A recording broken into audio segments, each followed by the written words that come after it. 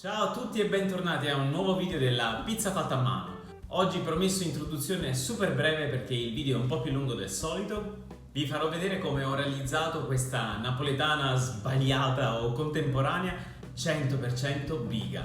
La biga cos'è? Un prefermento. I prefermenti sono preparazioni di acqua, farina, lievito, quindi a tutti gli effetti dei lievitini che vengono preparati in un altro momento prima dell'impasto finale e che a seconda della loro caratteristica fermentazione porteranno nell'impasto finale aromi, profumi e consistenze diverse. Come vi dicevo, il video è un po' più lungo del solito perché ho voluto cercare di spiegare quanto più dettagliatamente possibile ogni singolo passaggio. E per questo motivo, come voi stessi avete suggerito, ho diviso il video in capitoli per ogni diversa fase della preparazione di questa napoletana contemporanea o sbagliata.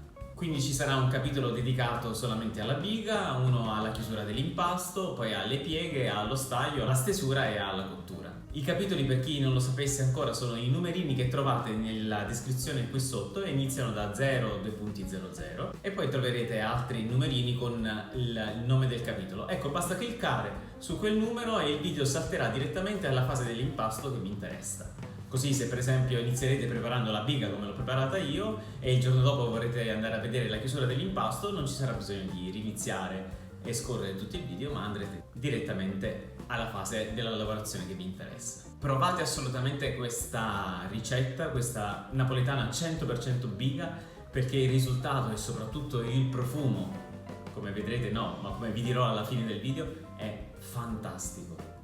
E non dimenticate di farmi sapere nei commenti cosa ne pensate e se proverete a realizzare l'impasto. Non dimenticate di lasciarmi un mi piace, che è importantissimo, e se non l'avete ancora fatto iscrivetevi al canale e attivate la campanella con tutte le notifiche per non perdere i prossimi video.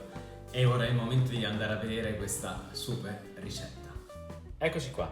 Allora, per la preparazione della biga per questa napoletana contemporanea 100% biga utilizzerò 450 g di farina, in questo caso Caputo Rosso, o comunque una farina con un W superiore ai 300, tra i 300 e i 320 va benissimo. Metà, quindi il 50% della farina in peso dell'acqua, quindi 225 g di acqua, fresca di rubinetto. Non è importantissimo che sia refrigerata, però fate attenzione che non sia tiepidina, deve essere fresca di rubinetto. Per le 24 ore di maturazione che faremo in frigo per la biga, di fresco avremmo dovuto mettere l'1% della farina, quindi 4,5 g, di secco, quindi un terzo, ne metterò 1,5. Quindi se voi utilizzate il lievito di birra fresco farete l'1% della farina, se state facendo le mie proporzioni, 450 g, 4,5 g. Perfetto. La preparazione della biga è veramente molto semplice, quindi sciolgo il lievito nell'acqua. Utilizzerò una forchetta, non un cucchiaio. Perché? Perché la biga, l'importante, la regola fondamentale importantissima è che non diventi un impasto omogeneo e non sviluppi la maglia glutinica, perché non deve lievitare, quindi non gli dobbiamo dare una maglia glutinica che è in grado di catturare i gas e trattenerli, ma deve essere un impasto molto grezzo, scomposto, in modo che maturi senza aumentare di volume. E quindi non usiamo il cucchiaio che comunque compatta un po', usiamo qualcosa che già ci aiuta un po' rompendo il legame, quindi magari una forchetta. Metto l'acqua tutta in una volta e incomincio a prendere tutta la farina senza una particolare attenzione, senza creare pastelle, senza essere troppo delicati, e proprio cerco di essere disordinato nei movimenti, in un senso, poi nell'altro, poi su, giù. Ecco, non faccio questo, non schiaccio, non compatto. La biga è pronta quando tutta la farina è assorbita, quindi non ci deve essere, come in questo momento, farina. Quindi semplicemente l'impasto dovrà aver assorbito tutta la farina, ma deve risultare così, proprio frastagliato, spezzettato, molto grezzo. Ok, a questo punto abbiamo bisogno di andare a prendere la farina che c'è sotto, passiamo alle mani. Nel fare la biga, quando si passa le mani, molto facilmente viene da fare questo movimento. Ecco, non lo fate perché questo incomincia a schiacciare l'impasto e a farlo compattare e a far sviluppare maglia glutinica. Quindi magari sollevate per prendere la farina da sotto, così, e sollevando spezzettate, mettete le dita in mezzo e rompete. Così prende tutta la farina, quindi la giriamo in questo modo e dobbiamo assicurarci di aver fatto assorbire tutta la farina, anche dai bordi. Se nel fare si dovessero creare agglomerati di impasto troppo grossi, niente di più facile, li spezzate con le mani, via, così. E in tutto questo lavoro qui non deve durare più di 4-5 minuti, magari a mano può durare qualche minuto in più perché non mettiamo troppa energia, quindi ecco, intanto vedete che la farina sotto sta cominciando a sparire. Queste crosticine, che un pochino qualcosina sotto rimane, non dobbiamo impazzire a toglierle, però la biga la trasferiamo in un altro contenitore, perché come ho già detto la difficoltà di chiudere un impasto a mano con la biga è che la biga è poi una preparazione molto, soprattutto il giorno dopo, sarà molto compatta e scioglierla, farla amalgamare a mano non è facile già di suo, ma è possibile. Però non dobbiamo far creare croste, pezzi secchi, perché quelli non li sciogliamo più. Ok, allora la biga a questo punto è pronta perché tutta la farina è sparita, l'impasto risulta grezzo, separato, che si sgretola. Ok, quindi prendo un altro contenitore. È essenziale che prendiate un contenitore che abbia il suo coperchio ermetico, quindi la inseriamo qua. Inserendola, se vediamo pezzi troppo grossi, li spezziamo. Ecco, questo per esempio è un po' troppo grosso, niente, lo sfilacciamo così. Ok, trasferita tutta la biga. Ora, sempre per il solito discorso dobbiamo poi chiuderla a mano, quindi abbiamo bisogno di qualche accortezza in più, e siccome la parte non è detto che si formi una crosta, se chiuso bene non si forma la crosta, però la parte, diciamo la superficie, sicuramente si asciugherà e diventerà un po' più dura, e davvero meglio non correre il rischio poi di avere pezzi troppo duri che siamo o costretti a togliere via e quindi poi dobbiamo un po' ricalcolare le dosi, oppure poi avere pezzi troppo duri che nell'impasto difficilmente si scioglieranno. Quindi cosa facciamo? Prendiamo un panno umido bagnato e lo mettiamo sulla superficie per evitare che secchi. Ora, attenzione, il panno umido bagnato non deve essere leggermente umido, deve essere davvero bagnato, ma non deve grondare acqua, perché se gocciola acqua andrà ad aggiungere idratazione alla biga, cambia l'idratazione, cambierà un po' la fermentazione, ma soprattutto il giorno dopo non avremo la certezza di avere un 50% di idratazione, sarà cambiata e non sapremo come, e non sapremo poi come gestire la chiusura dell'impasto. Quindi come fate? Sotto l'acqua, completamente bagnato, lo strizzate forte, strizzate fino a quando non esce più nulla, non devono uscire gocce d'acqua strizzando, ecco. Quindi che faccio? Lo vado a mettere dentro, ok, chiudiamo bene con coperchio ermetico, la andiamo a mettere in frigorifero per 24 ore, ok? Scegliete la zona del frigo non la più fredda di tutte, ok? O a metà o nella parte un po' meno fredda. Ci vediamo fra 24 ore per chiudere l'impasto. Ed eccoci qui, trascorse le 24 ore, la biga è pronta. Vediamo se siamo riusciti appunto con il panno un po' umido a evitare che si formi la crosta. Allora, il profumo è buono, deve ricordare un po' il profumo dello yogurt, ma deve essere gradevole, ecco, non deve dare la sensazione di qualcosa andata a male. Ve la faccio vedere meglio.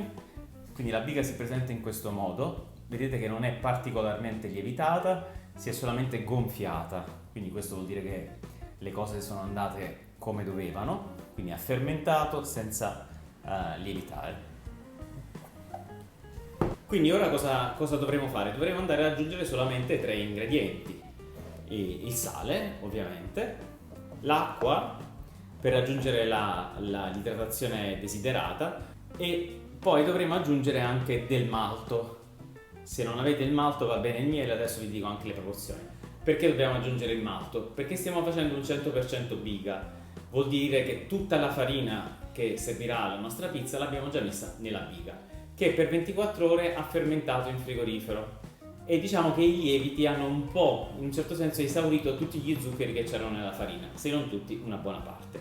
Quindi per riattivarli un pochino adesso e farci dare l'effetto lievitazione, quindi i gas che a noi servono per rendere poi l'impasto soffice, abbiamo bisogno di dargli un po' di nutrimento, qualche zucchero, e quindi aggiungiamo del malto. Quindi io qua metterò 3 grammi di malto, che potete sostituire con 5-6 grammi di miele.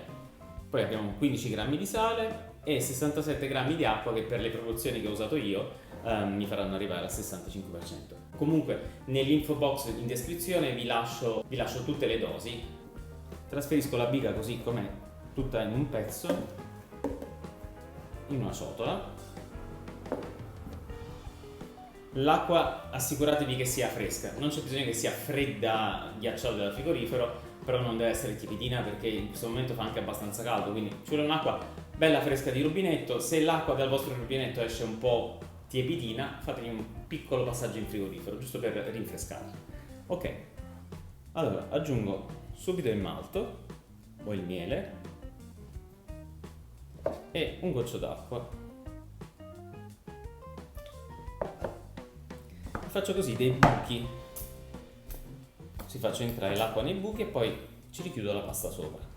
Ora all'inizio la biga sarà abbastanza tenace, un po' proprio per la sua conformazione, un po' grezza e un po' perché è stata in frigorifero, quindi non ci metteremo molto, ma all'inizio con calma, insomma non pretendete di far assorbire subito l'acqua, quindi schiacciamo l'impasto sempre prendendolo dall'esterno e lo compattiamo verso il centro. Adesso all'inizio vi sembrerà molto tenace, ma tra poco, quando l'acqua incomincerà a penetrare, vedrete che diventerà mano a mano più facile.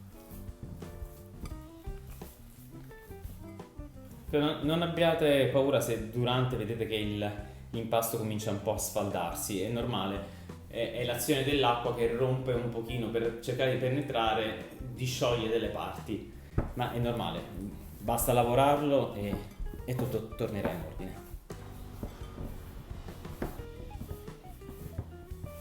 Ok, aggiungo un altro goccio d'acqua, mi raccomando non tutte insieme, un po' alla volta, e soprattutto teniamoci l'acqua per il sale. Ok, quindi sempre premo, creo dei buchi così l'acqua penetra, li richiudo così, in questo modo.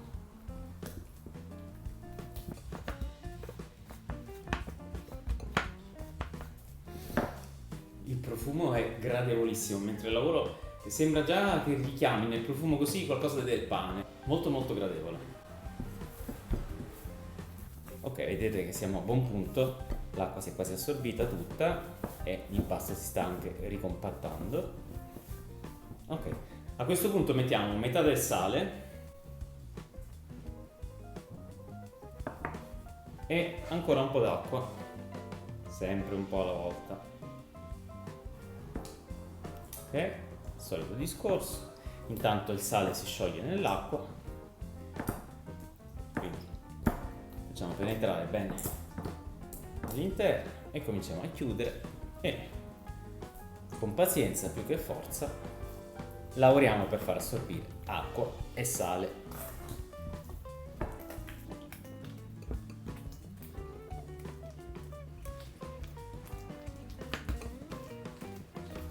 Ok, a questo punto l'impasto incomincia a diventare decisamente più morbido.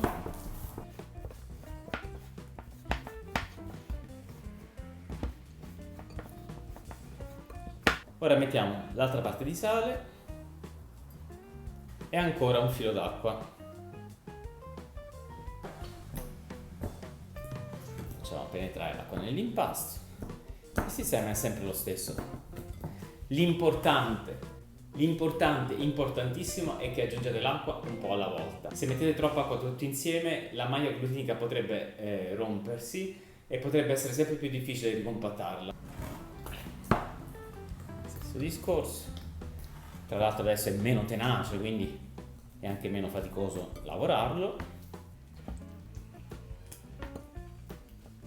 Tutto sommato devo dire che è anche abbastanza rilassante fare questa cosa.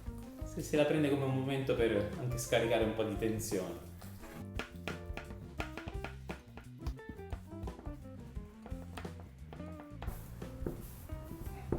Ok, ha assorbito tutta l'acqua e tutto il sale, è il momento di aggiungere un altro goccio d'acqua, sempre un po' alla volta. Boom, basta.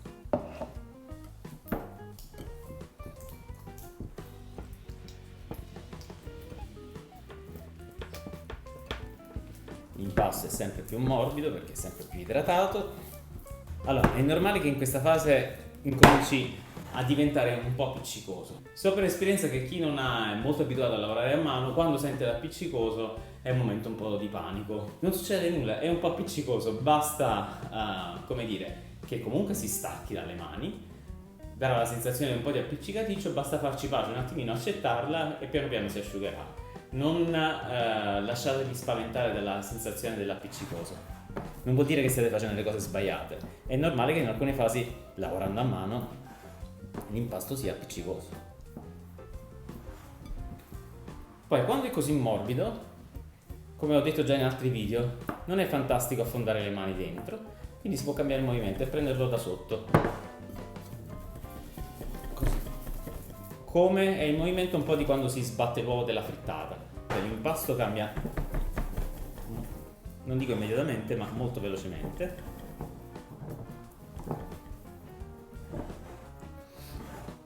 Inserisco l'ultimo goccio d'acqua.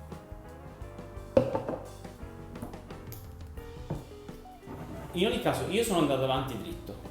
Se durante vedete che non riuscite a gestirlo perché non sta assorbendo bene l'acqua, vi dà fastidio l'appiccicoso, non riuscite a gestire bene, fermatevi, lasciate 10 minuti l'impasto, se fa troppo caldo lo lasciate 10 minuti in frigorifero a riposare, fategli fare un riposo di 10 minuti, quando lo riprenderete vedrete che sarà molto più disposto a lasciarsi maneggiare. Ora gli faccio solo assorbire tutta l'acqua, poi lo lascio nella ciotola così com'è, quindi aspetto che assorba l'acqua, che si ricompatti un minimo, lo lascio nella ciotola e lo metto in frigorifero a riposare per 10-15 minuti e vedrete che dopo sarà molto più facile andarlo a chiudere.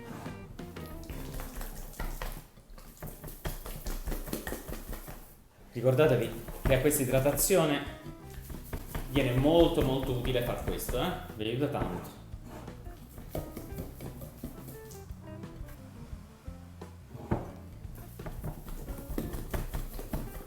Ok, ha assorbito tutto, è il momento di fargli fare un riposo. Raccogliamo bene, prendo un attimo un leccapentole. Ecco, con un leccapentole, prima di andare a fare il riposo, ricompattatelo, pulite un po' la ciotola, perché altrimenti questi pezzetti adesso nel riposo in frigorifero si seccheranno un po' e poi ci danno problemi. Quindi pulite bene, così. Lo copriamo con un piatto, in questa fase non c'è bisogno che andiamo a impellicolarlo, e lo facciamo riposare 10-15 minuti in frigorifero. In ogni caso la gestione dell'impasto, come vi ho detto prima, se ogni tanto volete fare degli stop perché vi sembra che l'impasto sta diventando difficile da gestire, ecco, degli stop di 10 minuti vi aiuteranno solamente. Lo metto in frigorifero, quindi ci vediamo fra 10-15 minuti e vedete che sarà molto più facile chiuderlo. Ok, sono trascorsi 15 minuti, mi sono trasferito qui sul banco per comodità per la chiusura, perché voglio farla sul marmo e non sul legno. Allora, mi trasferisco sul banco, faccio delle pieghe. Dopodiché però lo rimetto a riposare perché farò 2-3 giri di pieghe con degli stop in mezzo, ma nell'attesa delle pieghe lo metto comunque a riposare in frigorifero perché oggi fa veramente molto caldo. Quindi giusto qualche giro di piega. Potevo farle anche direttamente dentro la ciotola, però è strettina. Ok. Ricompatto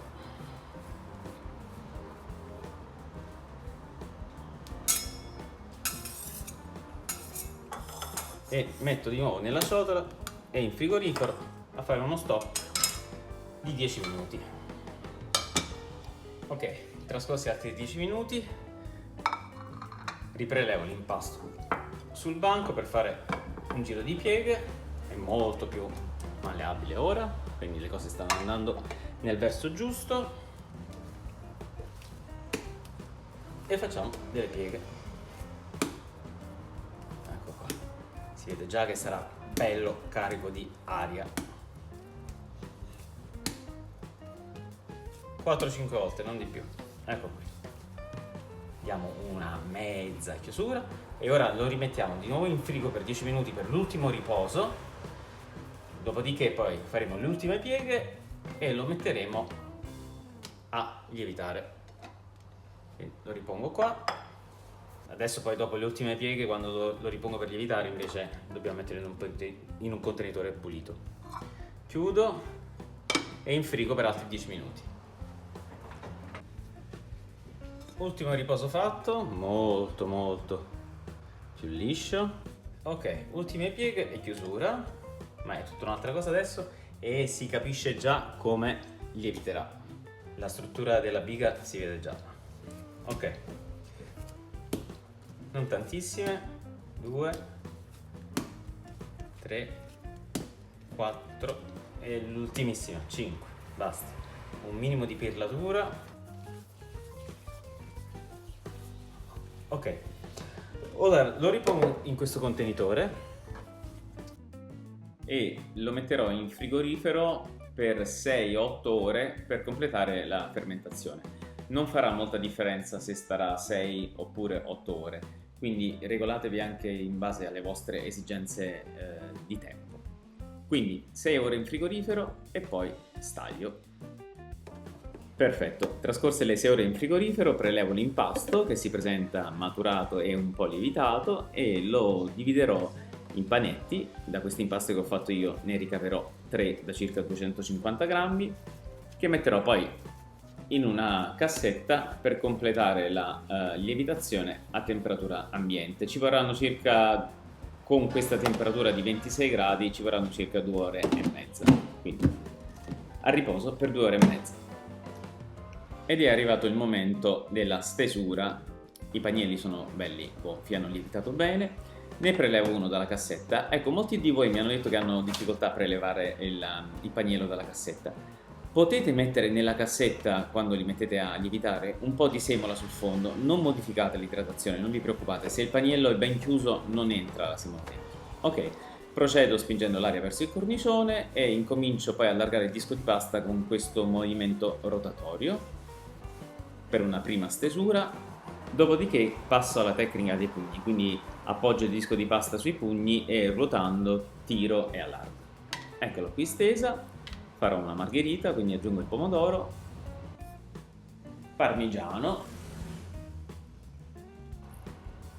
basilico che andrà sotto al fior di latte in modo che sarà protetto dal fior di latte durante la cottura e non brucerà. Mi trasferisco sulla pala. Finisco di allargare la pizza sulla pala, togliendo qualche bollicina di troppo, altrimenti poi bruciano. Olio e via in forno.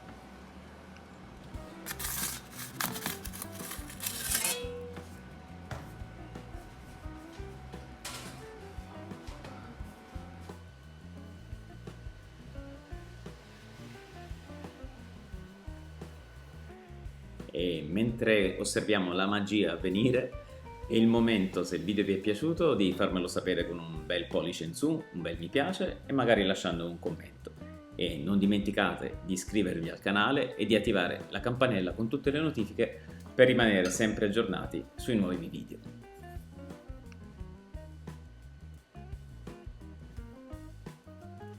E tantissimi di voi mi hanno chiesto perché non faccio la girata della pizza come tutti o quasi i possessori di questo forno fanno. Ecco, la ragione, come ho spiegato più di una volta, credo che risieda nel fatto che faccio una pizza un po' più piccola dei classici 33 cm e quindi riesco a posizionarla più nel fondo del forno dove la temperatura è omogenea. Questa volta ho voluto farla per curiosità, ma sinceramente non ho trovato differenze e infatti dopo pochi secondi l'ho tolta. Ora andiamo a vedere la pizza più da vicino.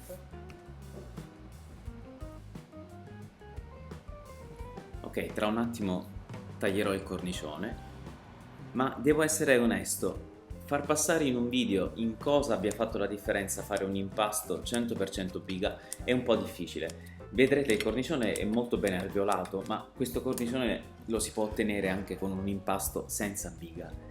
Ma il profumo aromatico che sale su da questa pizza è spettacolare e la consistenza molto particolare, un po' croccante fuori e molto morbida dentro e sotto. Sono veramente molto meravigliato positivamente. Purtroppo un video non basta. Non vi resta che provare a fare questo impasto e fatemi sapere nei commenti cosa ne pensate e quale sarà la vostra esperienza. Ciao e alla prossima pizza!